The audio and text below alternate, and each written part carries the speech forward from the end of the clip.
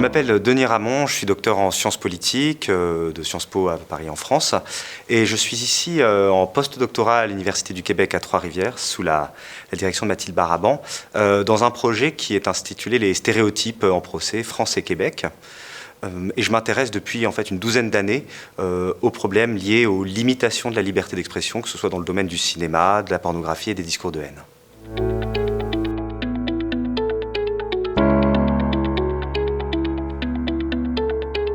J'en suis venu à m'intéresser à la question de la liberté d'expression spécifiquement plutôt au début de ma thèse d'ailleurs. À la fin de mes études, j'étais comme beaucoup de gens, je m'intéressais à la fois à l'art, à la politique, au cinéma, mais aussi à la philosophie et au droit. Et je cherchais en fait un point d'ancrage entre tous ces sujets, et ce qui est venu assez spontanément, c'est d'ailleurs le domaine de la censure, puisque c'est bien là que s'entrecroisent la question de l'art, des représentations et de la politique et du droit.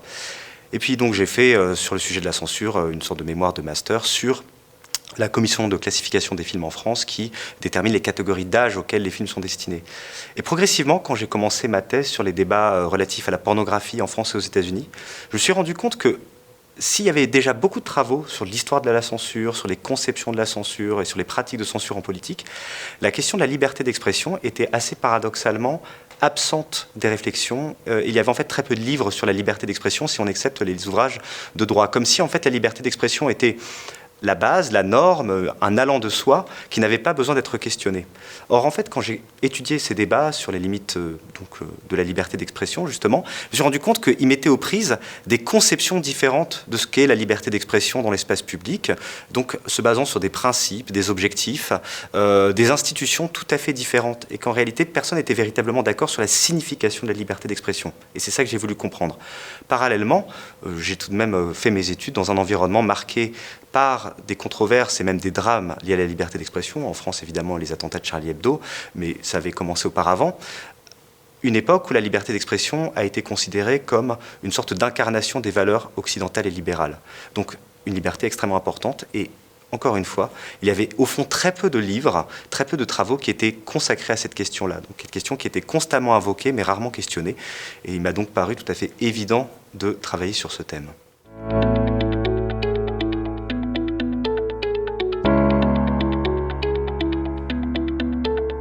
Les enjeux contemporains liés à la liberté d'expression sont très nombreux, comme vous pouvez l'imaginer. Je vais me concentrer sur deux enjeux principaux qui me semblent centraux, mais qui sont liés à un dénominateur commun, qui est l'articulation, qui n'est pas toujours simple, entre l'objectif et le principe de liberté d'expression et le principe d'égalité, ou peut-être plus précisément les demandes de reconnaissance de groupes historiquement dominés.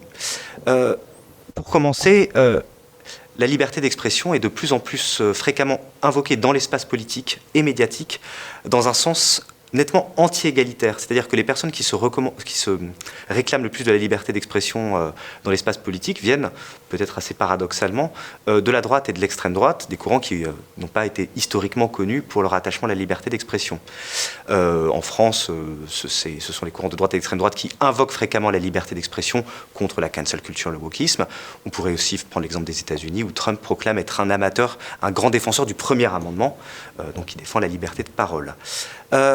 Et donc je pense que dans un tel contexte d'appropriation de la liberté d'expression, il est important de rappeler que, historiquement, cette liberté a été liée à des combats émancipateurs et égalitaires, à la critique du pouvoir, à la critique de l'autorité, à la critique des puissances d'argent.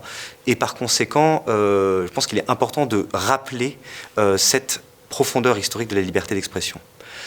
Le second point, qui est d'ailleurs d'une certaine façon lié au précédent, c'est l'articulation entre liberté d'expression et régulation des stéréotypes, puisque depuis plusieurs décennies, la plupart des sociétés démocratiques se sont dotées d'instruments destinés à lutter contre les stéréotypes, notamment les stéréotypes de genre ou les stéréotypes racistes.